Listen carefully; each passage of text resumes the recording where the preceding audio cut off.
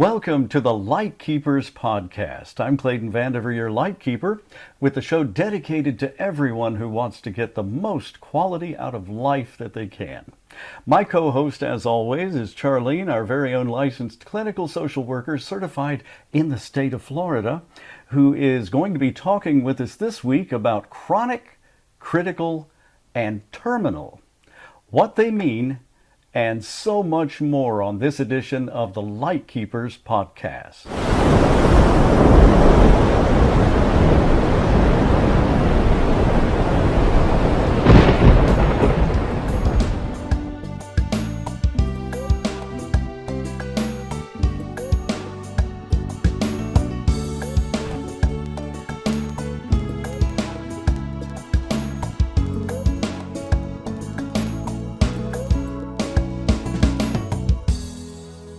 And before we start, as always, please leave your questions or comments below. We will answer them next week on our next edition, which airs every Wednesday evening at 7 p.m. Eastern. The Lightkeepers Podcast is an exclusive production of A Guiding Light, and we'll tell you more about A Guiding Light at the end of the podcast.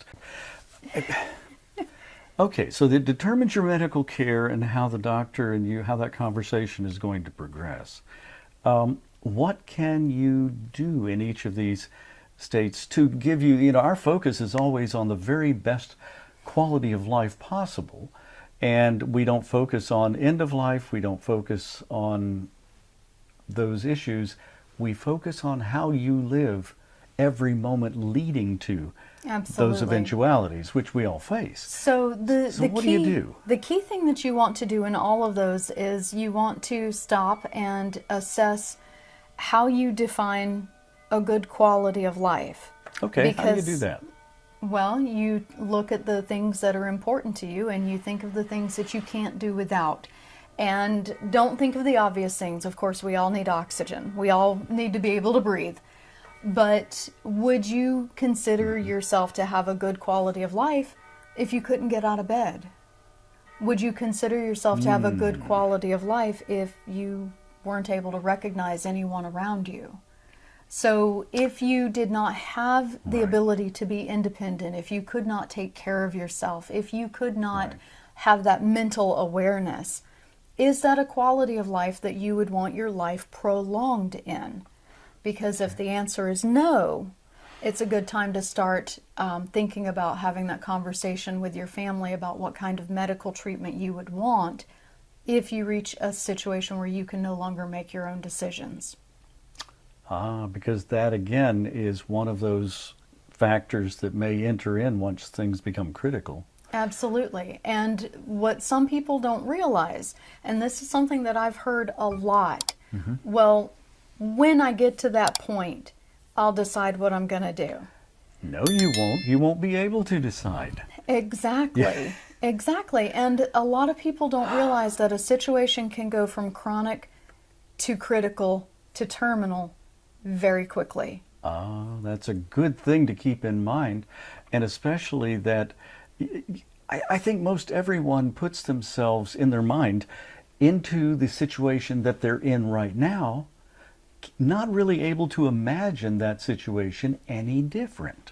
Correct. And it's really hard to put yourself into the position, into the frame of mind that, okay, when I'm not able to think as I am able to think right now, then I'm going to decide to do something different. No, you won't. You won't be able to. Exactly. You won't know you need to.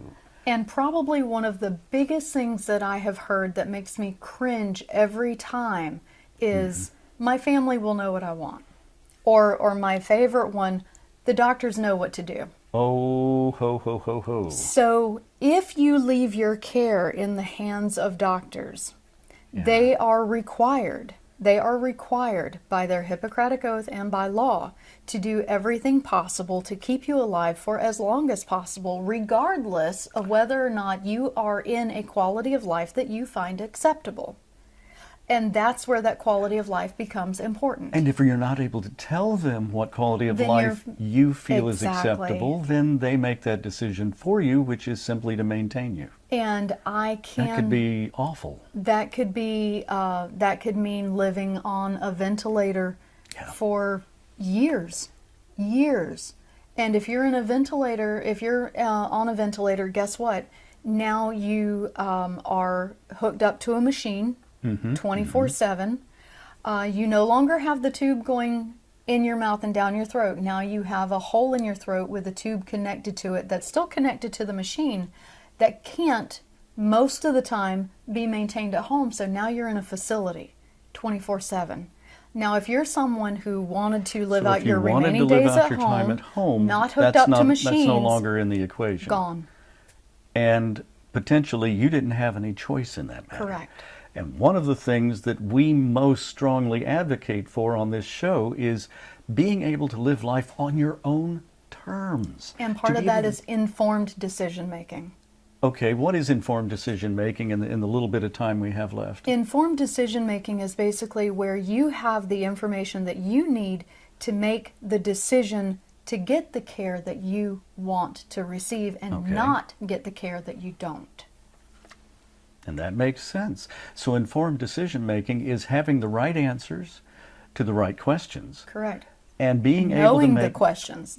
And being able to make good decisions for yourself when you're still able to, and being able to express those so that your doctors, your family, all of your caregivers will know what your wishes are once you're no longer able to tell them. And it's not just about being able to guide your own care, it's taking that burden off of your family. I cannot tell you how many times I've been standing in the ICU with a family devastated over having to make the decision to take a loved one off life support, and they're wondering if they did the right thing because they didn't know what their loved one wanted.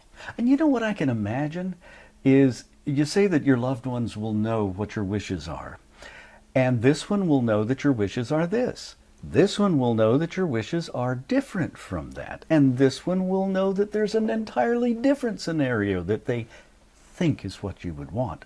Because everyone has a slightly different perception of every member of their family and what their wishes might be. Correct. And you and I both have seen situations where it's in writing, it's in black and white, and you've still had siblings fight over the plan of care because they interpreted it differently. And that's one of the most heartbreaking parts of the entire equation, because that divides families. That hurts feelings that sometimes are never able to heal.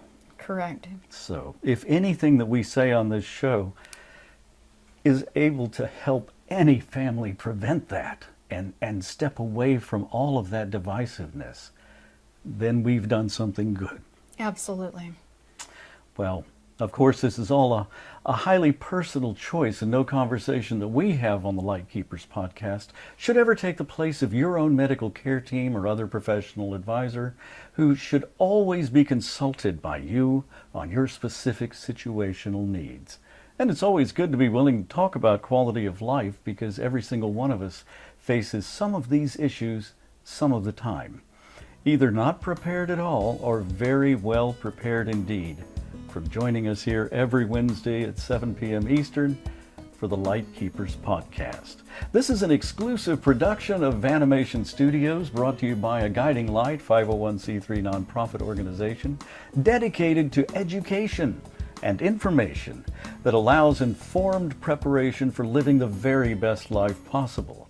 The mission of A Guiding Light is to provide education for professionals and information for everyone else about life planning, available guidance, and counseling that helps individuals and their family navigate options that improve the quality of their remaining days. The organization is committed to training professionals through scholarship grants when needed, who will help you find the best information and options to meet your planning needs that are available in your area, so you can be aware of your choices, confident in your decisions, and at peace that you've made the very best decisions to live life on your own terms. Visit the website for aguidinglight.org or make a tax-deductible contribution that helps others find the information and resources that they need. Please send your check to the address that's right on the screen below me here. And we're so grateful for your support and sincerely hope you will join the conversation in coming weeks. Add your questions and comments below. Speaking of that, hit the like and subscribe buttons. It's free.